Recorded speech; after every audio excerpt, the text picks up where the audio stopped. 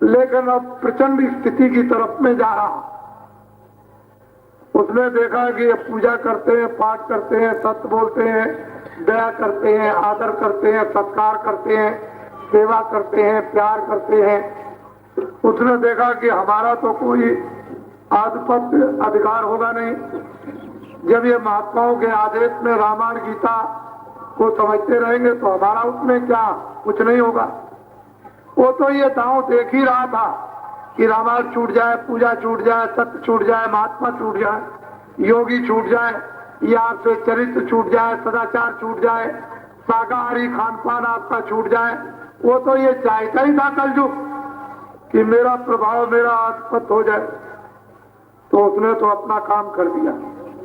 तुम इतने बदहोश रहे कि जरा सी आवाज उसने दी कि हम तुमको आजाद करेंगे, हम स्वतंत्र करेंगे, हम बिल्कुल बंधन से मुक्त कर देंगे, कोई किसी के ऊपर कोई बंधन रहेगा नहीं, और पुराने जो भी तुम अभी पकड़े हुए हो उससे कोई सुख नहीं मिलेगा। पुरानी आदत है और पुरानी पद्धति है और पुरानी व्यवस्था, उससे कुछ नहीं होगा।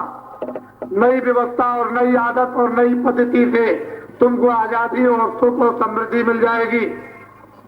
तो आप लालच में आ गए। आपने तो सोचा कि भाई पति पत्नी का बंधन नहीं, पिता पुत्र का बंधन नहीं, भाई भाई का बंधन नहीं, बड़े छोटों का कोई बंधन नहीं, अब तो हम जो चाहेंगे उसको करेंगे। ठीक है, महात्मा भी उनसे तो मुख मोड़ी लिया। वो चिल्लाते रहे, बच्चों अरे कहाँ जा रहे हो, बच्चे अरे कहाँ जा रहे हो, अरे बच्चों सुन लो, कह लगे अब कोई जरूरत नहीं, अब तो आजादी लेने जा रहे हैं।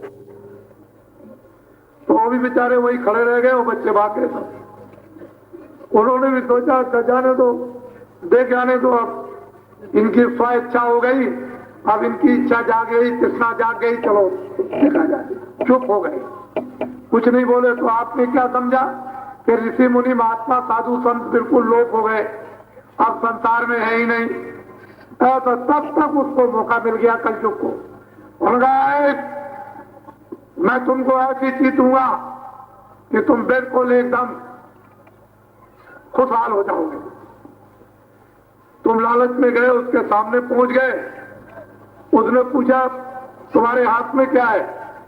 तो थोड़ी रामायण थी, थोड़ी गीता थी, थोड़ी भागवत थी, थोड़े देवता थे, थोड़ा सत्य था, थोड़ा प्रेम था, थोड़ी दया थी। उन्होंने कहा है इसको गिरा दो, ये किसी काम की नहीं। तो आपने उसको भी झाड़ दिया ऐसे करके। तब उसने कहा गया से हाथ करो दोनों। फिर उसने अपनी गठरी पिटारी खोली। उसने कहा देखो तुम सावधान हो जाओ, देखो मैं अब क्या देता हूं खजाने में से। तो पहला उसने झूठ दिया, ये लो झूठ, ये झूठ लो। घर में जाकर पति पत्नी में, बच्चों में, भाई बंद में, मंदिर में गीता पढ़ के, रामायण पढ़ के, भागवत पढ़ के, गंगा स्नान करके जितना चाहो उतना झूठ बोला। दूसरा उसने बांट दिया धोखा, ये लो जिसको चाहो उसको धोखा देना, घर का हो, बाहर का हो, बच्चा हो, स्त्री हो, पति हो, कोई हो, सबको धोखा देना।